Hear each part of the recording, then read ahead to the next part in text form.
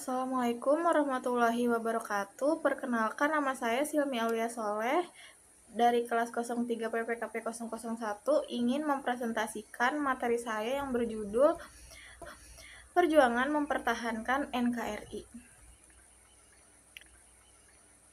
Peran tokoh-tokoh dalam perjuangan mempertahankan NKRI. Pahlawan nasional dari Papua yang pertama ada Frans Kaisiepo. Kaisiepo adalah salah satu tokoh yang berperan dalam merancang pemberontakan rakyat Biak melawan pemerintah kolonial Belanda pada tahun 1948. Alasannya karena ia memprotes pemerintahan Belanda. Pada tahun 1949, ia menolak penunjukan sebagai pemimpin delegasi Nugini Belanda dalam konferensi meja bundar Belanda-Indonesia. Karena ia merasa Belanda berusaha mendikte dia, karena perlawanannya, dia dipenjarakan pada tahun 1954 sehingga 1961. Yang kedua ada Silas Papare. Silas adalah seorang politikus pemberani yang berasal dari daerah ujung timur.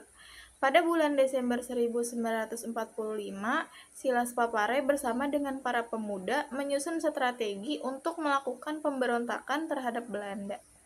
Alasannya karena untuk mempertahankan kemerdekaan Indonesia. Sayangnya gagal, Silas ditangkap dan dipenjara oleh Belanda. Yang ketiga ada Martin Indi. Martin adalah seorang anggota polisi Hindia Belanda pada masa sebelum kedatangan Jepang ke Indonesia.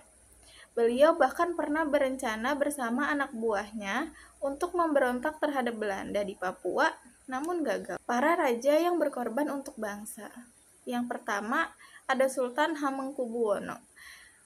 Ia telah menunjukkan sikap nasionalismenya. Sikapnya ini kemudian dibuktikan ketika tidak sampai 3 minggu setelah proklamasi 17 Agustus 1945 dibacakan, Sultan Hamengkubuwono menyatakan Kerajaan Yogyakarta adalah bagian dari negara Republik Indonesia. Yang kedua, Sultan Syarif Qasim. Ketika berita proklamasi kemerdekaan Indonesia sampai ke Siak, Sultan Syarif Qasim segera mengirim surat kepada Soekarno-Hatta. Beliau menyatakan kesetiaan dan dukungan terhadap pemerintah RI serta menyerahkan harta senilai 13 juta gulden untuk membantu perjuangan Republik Indonesia. Yang kedua, ada ancaman terhadap NKRI saat ini. Bentuk ancaman di bidang ideologi. Ancaman di bidang ideologi pernah dialami Indonesia saat Pancasila berhadapan dengan ideologi komunisme.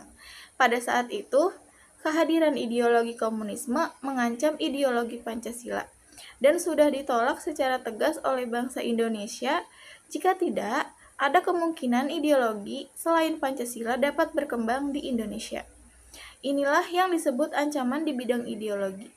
Ancaman yang berpotensi membahayakan pemikiran masyarakat dan berujung pada pemahaman yang bertolak belakang dari dasar negara. Ada faktor penyebab ancaman di bidang ideologi. Yang pertama, marak terjadi penyebaran ideologi selain Pancasila. Yang kedua, ketimpangan di bidang demografi. Yang ketiga, kesenjangan sumber daya alam di berbagai daerah. Yang keempat, kondisi politik yang kurang stabil. Yang kelima, perkembangan ekonomi yang lamban. Yang keenam, menurunnya tingkat toleransi antar kelompok masyarakat. Berikut ada contoh ancaman di bidang ideologi. Yang pertama, agresi dari wilayah lain, spionase. Yang ketiga, perang saudara. Yang keempat, pemberontakan senjata. Yang kelima, teror berbasis senjata. Yang keenam, sabotase. Yang ketujuh, pelanggaran wilayah. Memperkuat mental bangsa yang berlandaskan ideologi Pancasila.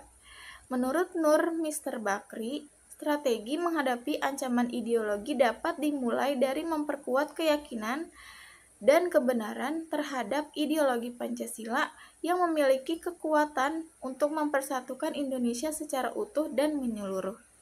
Cara tersebut dapat dilakukan dengan cara memahami Pancasila lebih dalam sebagai salah satu ideologi utama negara, menumpas gerakan separatis, dan menanamkan nilai Pancasila dalam kehidupan bermasyarakat.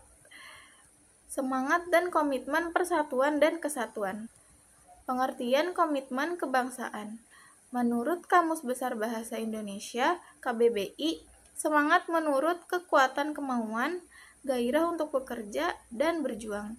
Sedangkan komitmen merupakan perjanjian atau keterikatan untuk melakukan sesuatu secara akan bertanggung jawab. Kebangsaan juga diartikan sebagai ciri-ciri yang menandakan golongan perihal bangsa mengenai yang bertalian dengan bangsa, kesadaran diri sebagai warga dari suatu negara. Bentuk semangat dan komitmen kebangsaan pendiri negara. Dengan memaknai semangat dan komitmen kebangsaan, maka jiwa dan komitmen dalam perjuangan merebut kemerdekaan pada tahun 1945 disebut sebagai nilai-nilai perjuangan 45. Jiwa dan semangat 45 terdiri dari nilai-nilai. Yang pertama, ketakwaan kepada Tuhan Yang Maha Esa. Yang kedua, jiwa dan semangat merdeka. Yang ketiga, nasionalisme. Yang keempat, patriotisme. Yang kelima, rasa harga diri sebagai bangsa yang merdeka. Contoh wujud sikap komitmen kebangsaan. Yang pertama, cinta tanah air. Yang kedua, membina persatuan. Yang ketiga, rela berkorban. Yang keempat, memperkaya pengetahuan budaya dalam mempertahankan NKRI. Yang kelima, senantiasa menerapkan sikap dan perilaku menjaga kesatuan NKRI.